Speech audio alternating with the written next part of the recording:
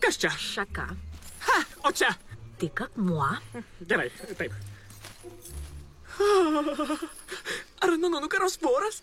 Gal baigsi vieną kartą? Čia tik lapas. Nusisuk. Lapas. Sakiau. Eime, mums reikia rasti saugų kampelį nakvyniai. Saugų? Saugų? Mes džiunglėse. Žinai, sakoma, laukinės džiunglės. Manau, tai nereiškia, kad čia labai jauku.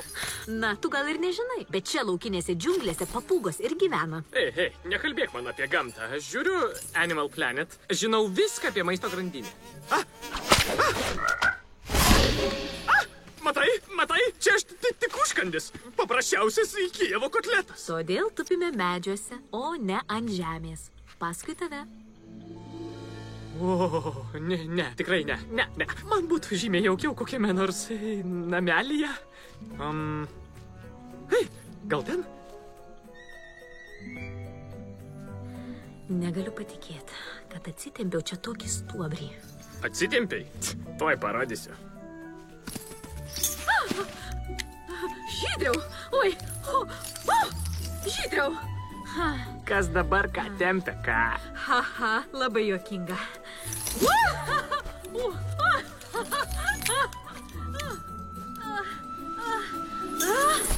Matai, kam skraidyt? Paukščiams reikia skraidyti. Skraidymas.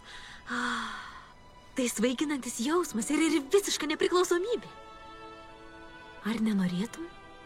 Nežinau, būčiau kiek vienišas. Pamiegokim. Tai man kažkaip dar nesinori miegoti. Tai gyvenu Minesotos laiku. Labanakt. Labanakt, pupa.